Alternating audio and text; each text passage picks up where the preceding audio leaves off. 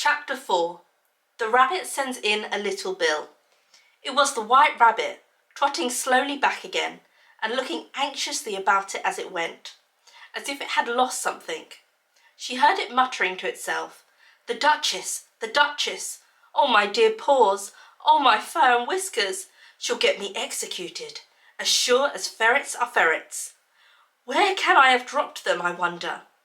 Alice guessed in a moment that it was looking for the fan and the pair of white kid gloves, and she very good-naturedly began hunting about for them. But they were nowhere to be seen. Everything seemed to have changed since her swim in the pool, and the great hall with the glass table and the little door had vanished completely. Very soon the rabbit noticed Alice as she went hunting about, and called out to her in an angry tone, "Why, Mary Ann, what are you doing out here? Run home this moment and fetch me a pair of gloves and a fan. Quick now!" And Alice was so much frightened that she ran off at once, in the direction it pointed to, without trying to explain the mistake that it had made. "He took me for his housemaid," she said to herself as she ran. "How surprised he'll be when he finds out who I am. But I'd better take him his fan and gloves. That is, if I can find them." As she said this, she came upon a neat little house, on the door of which was a bright brass plate with the name W. Rabbit engraved upon it. She went in without knocking and hurried upstairs, in great fear lest she should meet the real Mary Ann and be turned out of the house before she could find the fan and gloves. "How queer it seems," Alice said to herself, "to be going messages for a rabbit. I suppose Dinah will be sending me on messages next." And she began fancying the sort of thing that would happen. "Miss Alice, come here directly and get ready for your walk. Coming in a minute, nurse, but I've got to watch this mouse hole till Dinah comes back and see that the mouse doesn't get out. Only I don't think," Alice went on, "that they'd let Dinah stop in the house if it began ordering people around like that." By this time she had found her way into the tight little room with a table in the window, and on it, as she had hoped, a fan and 2 or 3 pairs of tiny white kid gloves. She took up the fan and a pair of gloves, and was just going to leave the room, when her eyes fell upon a little bottle that stood near the looking-glass. There was no label this time with the words "Drink me," but nevertheless she uncorked it and put it to her lips. "I know something interesting is sure to happen," she said to herself, "whenever I eat or drink anything, so I'll just see what this bottle does. I do hope it will make me grow large again, for really I am quite tired of being such a tiny little thing." It did so indeed, and much sooner than she had expected. Before she had drunk half the bottle, she found her head pressing against the ceiling and had to stoop to save her neck from being broken. She hastily put down the bottle, saying to herself, "That's quite enough. I hope I shan't grow any more. As it is, I can't get out the door. I do wish I hadn't drunk quite so much." Alas, it was too late to wish that. She went on growing and growing, and very soon had to kneel down on the floor. In another minute there was not even room for this, and she tried the effect of lying down with one elbow against the door and the other arm curled around her head. Still, she went on growing, and as a last resort she put one arm out of the window and one foot up the chimney, and said to herself, "Now I can do no more. Whatever happens, what will become of me?" Luckily for Alice, the little magic bottle had now had its full effect, and she grew no larger. Still, it was very uncomfortable, and as there seemed to be no sort of chance of her ever getting out of the room again, no wonder she felt unhappy.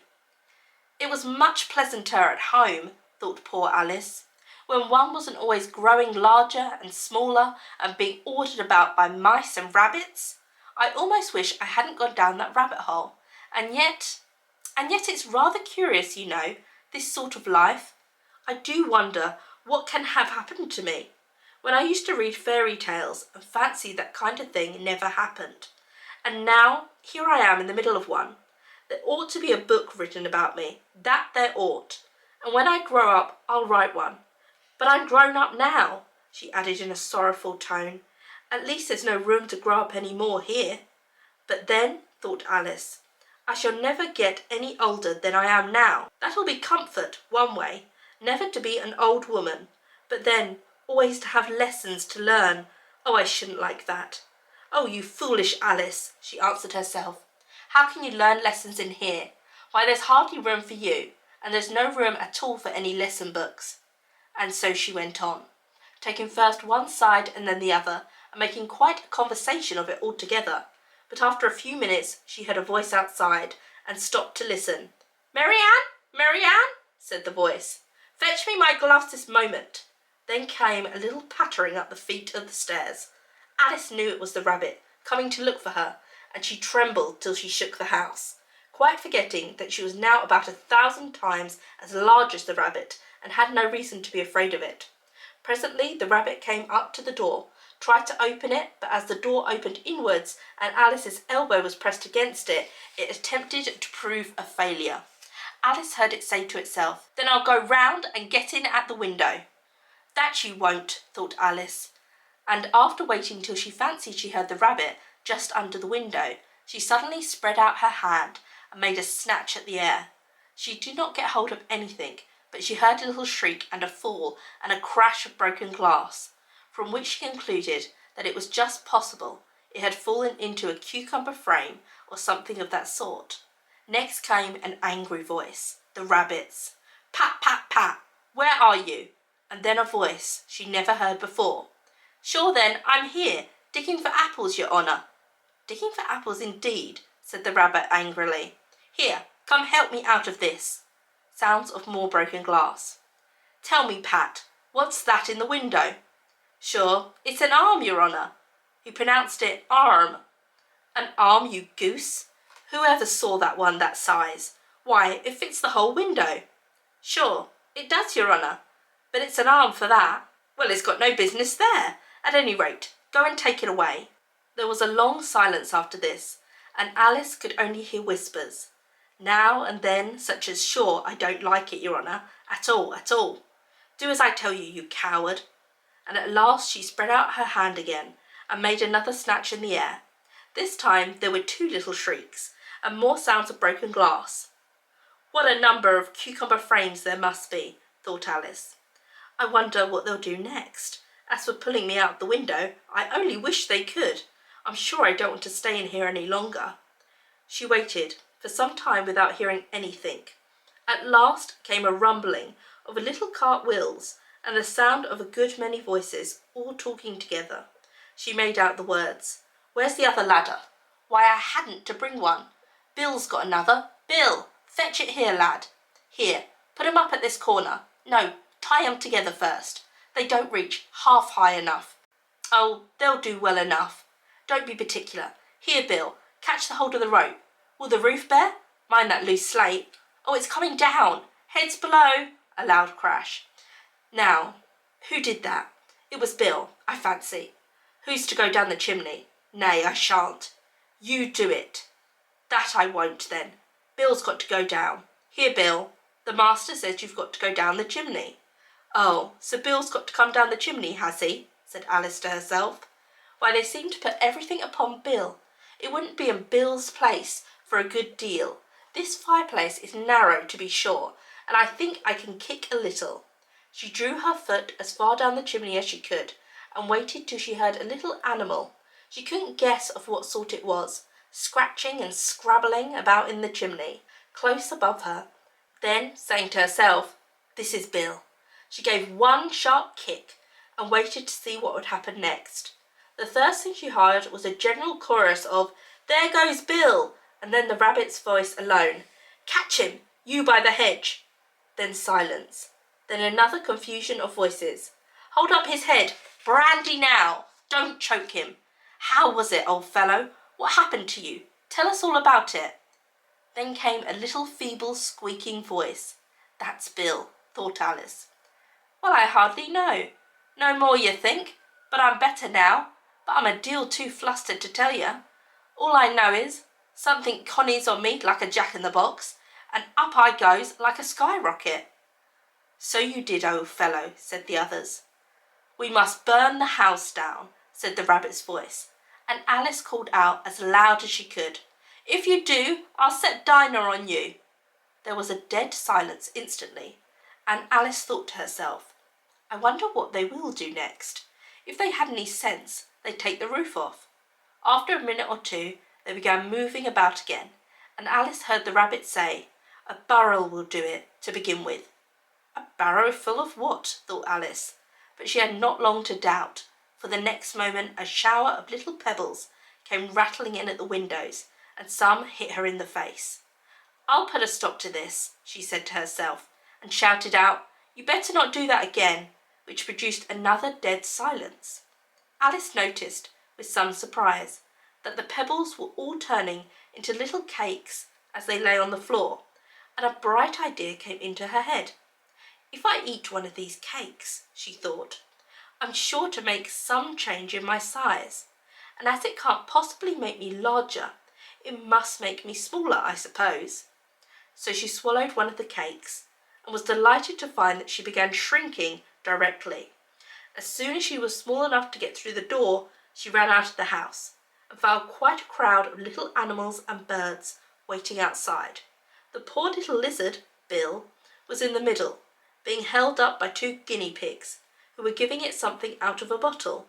They all made a rush at Alice the moment she appeared, but she ran off as hard as she could, and soon found herself safe in a thick wood.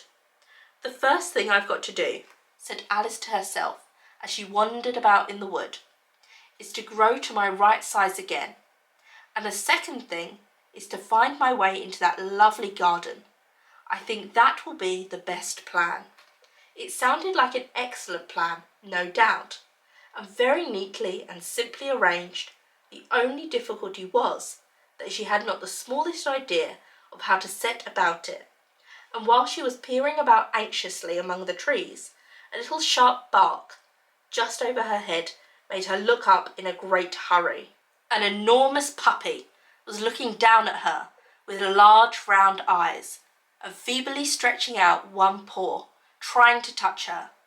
"Poor little thing," said Alice in a coaxing tone, and she tried hard to whistle to it, but she was terribly frightened all the time at the thought that it might be hungry, in which case it would be very likely to eat her up in spite of all her coaxing.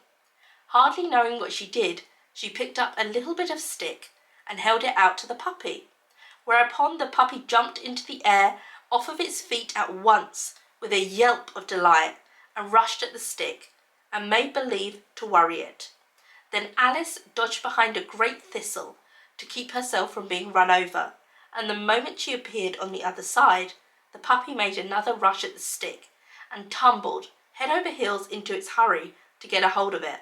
Then Alice, thinking it was very like having a game of play with a cart horse, and expecting every moment to be trampled under its feet, ran round the thistle again. Then the puppy began a series of short charges at the stick, running a very little way forwards each time, and then a long way back, and barking hoarsely all the while, till at last it sat down a good way off, panting with its tongue hanging out of its mouth, and its great eyes half shut. This seemed to Alice a good opportunity for making her escape, so she set off at once, and ran till she was quite tired and out of breath, until the puppy's bark sounded quite faint in the distance. "And yet, what a dear little puppy it was," said Alice, as she leaned against a buttercup to rest herself, and fanned herself with one of its leaves. "I should have liked to teach it tricks very much, if I'd only been the right size to do it. Oh dear, I'd nearly forgotten that I've got to grow up again. Let me see, how is it to be managed? I suppose I ought to drink or eat something or other, but the great question is what?" The great question certainly was what. Alice looked all around her at the flowers and the blades of grass, but she could not see anything that looked the right thing to eat or drink under the circumstances. There was a large mushroom growing near her, about the same height as herself, and when she had looked under it, and on both sides of it, and behind it, it occurred to her that she might well look and see what was on top of it. She stretched herself up on tiptoe and peered over the edge of the mushroom, and her eyes immediately met those of a large blue caterpillar that was sitting on the top with its arms folded, quietly smoking a long hookah and taking not the smallest notice of her or of anything else. Fell through the ground